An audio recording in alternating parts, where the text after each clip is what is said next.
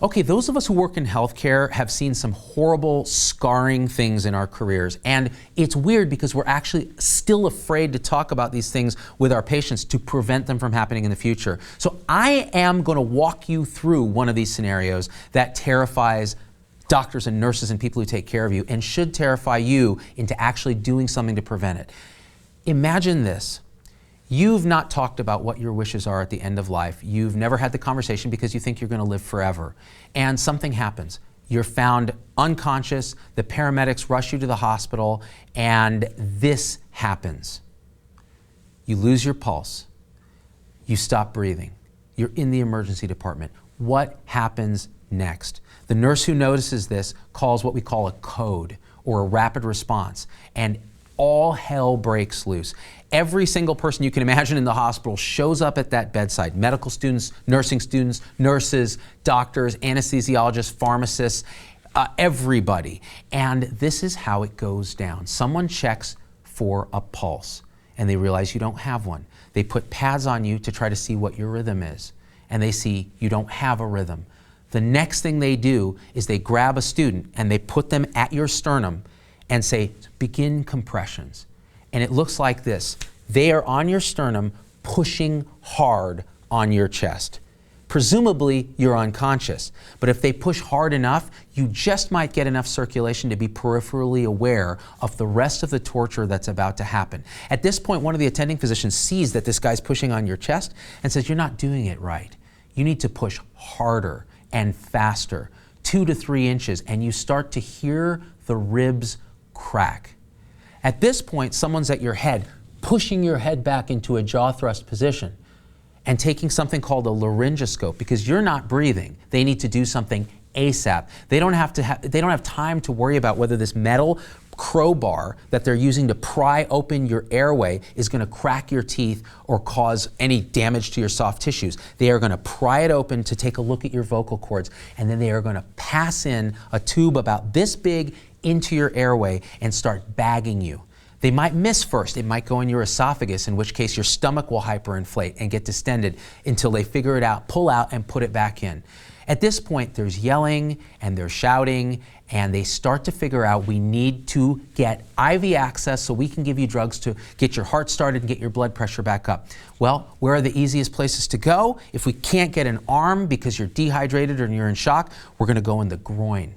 And at this point, an intern or a resident is going to start poking around with a needle about this big in your groin.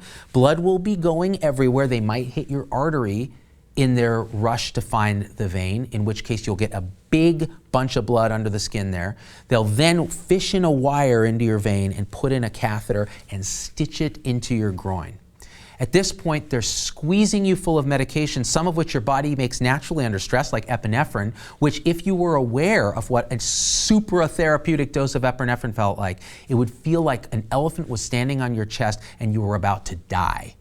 At this point, the cracking ribs is still going on. They're squeezing air into your chest, and they've hopefully given you something to sedate or paralyze you, but that's not always guaranteed. And if you're even peripherally aware because of the little bit of circulation you're getting, it is going to feel, we talk about waterboarding in this country. Oh, that is child's play compared to the torture that you are undergoing right now. But here's the kicker. If you survive this so far, and by the way, that's not guaranteed, you may die right then under torture. You may wake up in a clinical setting with beeping machines and a person staring at you that you've never seen, unable to speak, unable to move, but aware enough that you can notice the horrible situation that you are now in. There may be a tube in your rectum to take care of the number 2. You may be breathing, a ventilator may be breathing for you, so you have no control and you feel that hunger for air, but you have no control of your own breathing.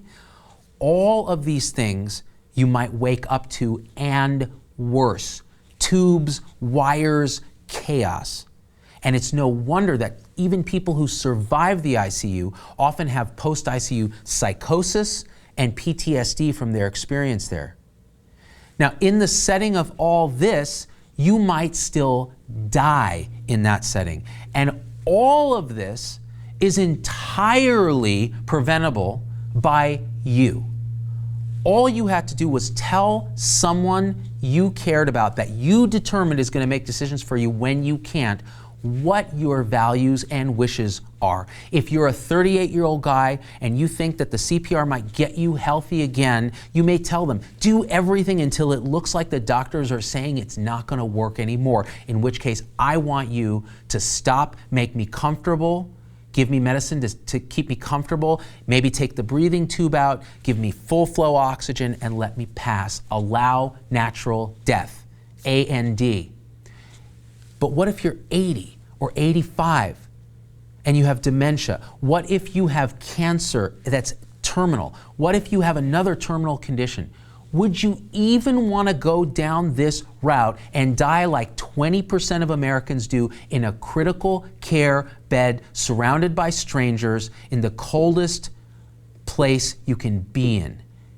That is entirely preventable. And this is what infuriates me as a hospitalist, seeing this ball dropped time and time again and being forced by protocol and by law to torture people until they die. You can stop this. It always seems like it's too soon until it's too late. Pick someone to make decisions for you that won't be blinded by emotion when the time comes. And then tell them what your values and your wishes are around resuscitation, around heroic efforts, around how long you want them to try. And if they understand what your values are, they can parse them in real time when the time comes. And let them know you love and appreciate them for taking on this burden. Do it today before it's too late.